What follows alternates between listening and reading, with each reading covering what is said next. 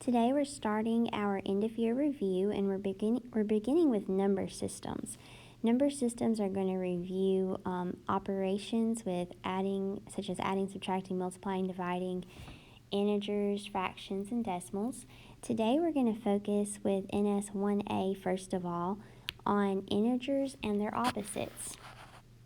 These worksheets are in your workbook that we are doing our notes from. So you may have already done some of these problems, so just follow along and fill in what you have not done. So this standard 7.NS.1a is about integers and opposites. For example, the first problem, what number do you need to add to positive 6 to get 0? The only two numbers that you can add together to get 0 are opposites. So the opposite of positive 6 is negative 6, and when we add those together, they equal 0. Number 3, at 11 p.m. it was 48 degrees Fahrenheit. The temperature was 6 degrees cooler by 7 a.m. By 11 a.m. the temperature was 48 degrees Fahrenheit again. What integer represents the number of degrees the temperature changed from 7 a.m. to 11 a.m.? Well, it got 6 degrees cooler, and then it got back up to the same temperature, so it must have gained or got warmer by 6 degrees to return to the original temperature. When it dropped 6 degrees cooler, that meant that it went down 6 degrees. And so we did the opposite. Number 6, June starts hiking at sea level. She climbs 500 feet, and then she descends 175 feet. What integer represents the change in elevation she still needs to complete in order to reach sea level? So we want to figure out what she must do from this point, which was a positive 325 feet above sea level, to go back down to sea level. So 325 plus what equals 0? Whoops. Well, it would have to be the opposite, negative 325. So she needed to go down 325 feet in elevation. Number 12, if A plus B equals 0, then what is true about A and B? Well, we know if two integers or two numbers add up to equal 0, then they're opposites. So A is going to equal the opposite sign of B. So answer choice A. 7.NS.1b is referring to distance on a number line. If you look through the problems, you see that most of them have a number line, and all of them could be solved using a number line. So this first one is a little bit different. A number line shows values A and B. How long is the line between A and B? We really don't have any numbers that we can measure here, but we just know it's the distance between them, which would be the difference between them. So we could take whatever the value of B is and subtract A, and we will get the distance between them. And we know that's going to be a positive number since B is the larger number. And that's it. That's all we're doing on that problem. Number 5 actually uses numbers. What's the distance between the 2 points on this number line? We could use the same example we did on the first one, where we take the larger number on the right and subtract the smaller number on the left. And 3 minus a negative 4 is like saying 3 plus 4 using our integer rules, and that would be 7. We could also check it by counting on the number line. 1, 2, 3, 4, 5, 6, 7 units across by counting on the number line. Number 6 presents this a little bit differently. It asks for the expression that represents the distance between the 2 points. We don't have one that says this point, which is 6.5, minus this point, which is negative 2.5. So although that would be an accurate distance between them, what we do have is this answer choice D. It takes the absolute value of negative 2.5, which is positive 2.5, and adds 6.5, and that's a distance of 9 units. up here where we, what we originally did, 6.5 minus negative 2.5, when we change our minus a negative to adding, just using our integer rules, then we get that that is also 9. So answer choice D will work. Number 7, select all the points that are more than 3 units away from 0 on a number line. So 4 is 4 units away from 0. Negative 7 is 7 units away from 0. Negative 5 is 5 units away from 0. So all of those are more than 3 units away. Number 8, Jake uses a number line to find the value of the expression negative 5 plus 7 plus negative 2. Draw the last step on the number line. Well, that last step is adding a negative 2. So from here, we're going to add a negative 2, which means we're actually going to go left 2 units.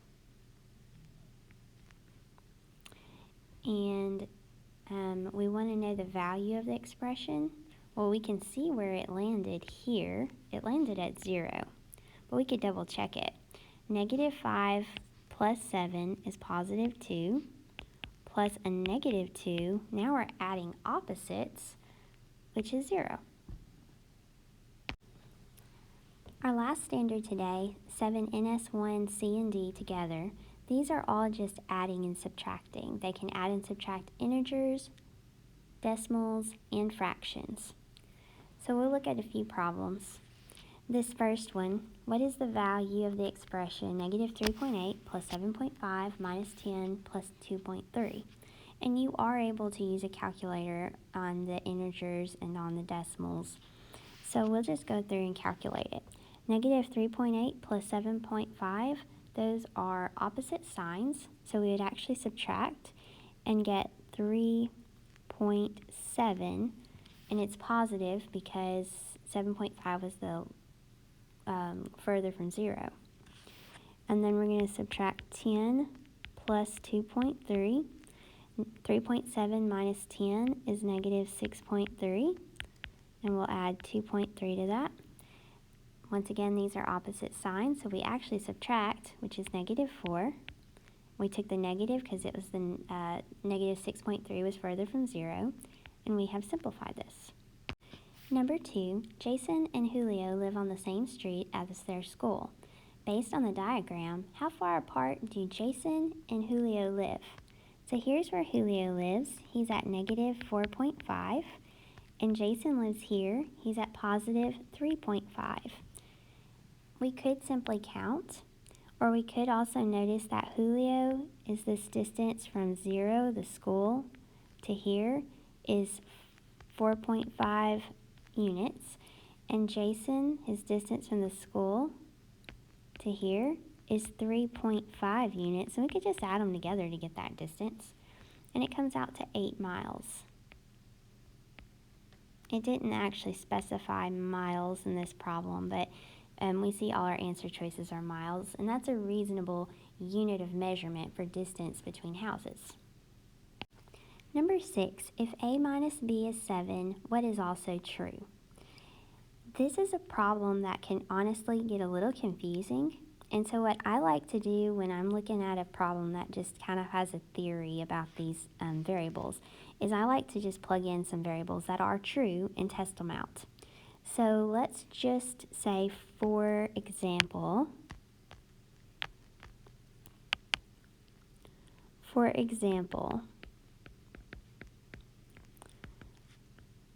a number minus a number that equals 7. I might use 20 minus 13 equals 7. So that would make A 20 and B 13. So let's just see what else is true. A, if I were to say for answer choice A that 20 plus 13 equals negative 7, we know that does not work. Our next one, B, if we were to say 20 plus negative B, which is negative 13, we get 7. So that one is true. Let's think about another way we might could have determined that. Looking at this part of our little equation, it says plus a negative b. And up here in the original, it just subtracted b. Aren't those the same thing? Subtracting a positive number is the same thing as adding its opposite. So that is why answer choice B works. Number 10, what is the value of the expression? We are dealing with our different signs that these are both negative, and we're also dealing with the fact that these are mixed numbers. So let's go through and just change them to improper fractions. That's not the only way to solve these, but it does seem to be the preferred method for many students. So let's just use improper fractions. So let's use around the world. 5 times 3 is 15 plus 2 is 17 fifths. And I need to keep my negative with that. 6 times 1 is 6. Plus 1 is 7, so I got 7/6. I'm going to bring my subtract sign with it. Do remember that this is this negative 17 fifths minus 7/6 is the same thing as saying negative 17 fifths plus a negative 7/6. It works the exact same way. But I need to have a like denominator. So I'm going to think of a denominator that 5 and 6 will both go into, a multiple of both of them. And that would be 30. There are larger ones, but that's the smallest common denominator. And so now I'm just going to think about getting equivalent fractions. So 5 times what was 30? 6. So equivalent to that, 17 times 6, and you could use a calculator here, is 102. And then for my other fraction, 6 times 5 was 30, so 7 times 5 to get an equivalent fraction is 35. And I am almost finished here.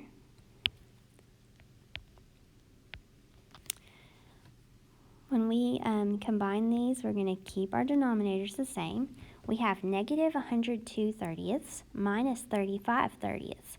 This is minus a negative. So what will happen is it'll stay negative, and we'll just add 102 and 35 to get 137. Now, I would like to see what else I can do to simplify this.